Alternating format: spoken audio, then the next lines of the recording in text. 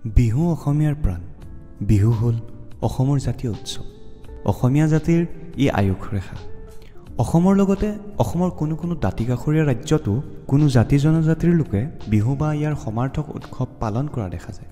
ইতিহাসে ঢুকি নোপোৱা কালৰে পৰা এই ভূখণ্ডত বিভিন্ন জনগোষ্ঠীয়ে তেওঁলোকৰ জনজাতীয় উৎসৱসমূহ পালন কৰি আহিলেও সাম্প্ৰতিক সময়ত জাতি ধৰ্ম বৰ্ণ নিৰ্বিশেষে অসমৰ মানুহে জাতীয় উৎসৱ বুলি আদৰি লোৱা উৎসৱটোৱেই হ'ল বিহু। অসমীয়া মানুহৰ অন্যতম সাংস্কৃতিক পৰিচয় হৈছে বিহু। তাহানিৰ মুকলি পথাৰ আৰু গছৰ তলৰ বিহু এতিয়া দূৰদৰ্শন ইণ্টাৰনেটতো প্ৰৱেশ কৰিলে। তদুপৰি প্ৰৱাসী অসমীয়াসকলৰ জৰিয়তে বিহুৱে আজি ৭ সাগৰ ১৩ নদীৰ সিপাৰত বিদেশৰ মঞ্চ কপাবলৈও সক্ষম হৈছে।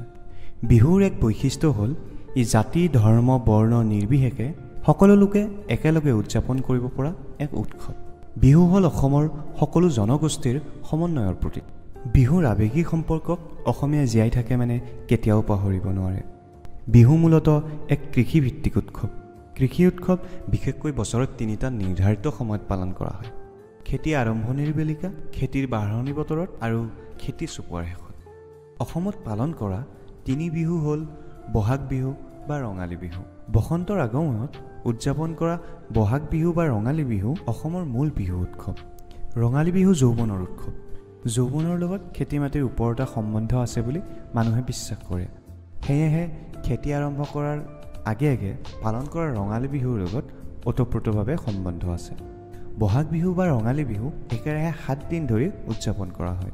চতৰ সংক্ৰান্তিৰ দিনাৰ পৰা আৰম্ভ কৰি বহাগৰ ৬ তাৰিখলৈ অৰ্থাৎ ৭ দিন ধৰি থাকে। প্ৰত্যেক দিনাৰ বিহুৰে এটা সুকীয়া নাম আছে। ইয়াক ৭ বিহু বুলি জনা যায়। চতৰ দোমাহীৰ পৰা গৰু বিহুৰে আৰম্ভ কৰি ক্ৰমে মানুহ বিহু, গোসাই বিহু, তাঁতৰ বিহু, নাঙলৰ বিহু, জীয়ৰী বা চেনেহৰ বিহু আৰু শেষৰ দিনা চেৰা বিহুৰে বহাগ বিহুক সামৰা হয়। এই ৭টা বিহুক ৭ বিহু নামেৰে জনা যায়। কাতি বা কঙালী বিহু। আহিন আৰু কাতি মাহৰ সংক্ৰান্তিৰ দিনা কাতি বিহু।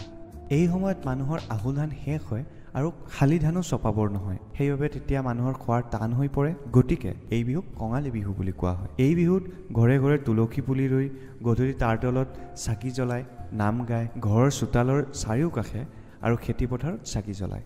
মাঘ বিহু বা ভোগালী বিহু। পুহ আৰু মাঘ মাহৰ দোমাহীত মাঘ বিহু পালন কৰা হয়। এই উৎসৱ লগে ভাগে খাই আনন্দ কৰা উৎসৱ। পুহ মাহৰ সংক্ৰান্তিৰ দিনা এই বিহু পালন কৰা হয়। এই বিহু ৩ দিন পালন কৰা হয়। পুহত শালি ধান, মাহ, তিল, মগু, শস্য আদি মানুহে চপাই ভঁৰাল ভৰায়।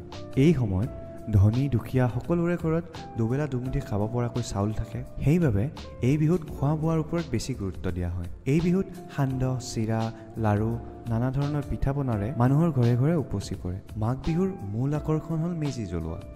এয়াই আছিল আমাৰ ৩ বিহু। ভিডিঅ'টো চাই কেনে পালে কমেণ্টৰ জৰিয়তে জনাবলৈ নাপাহৰিব।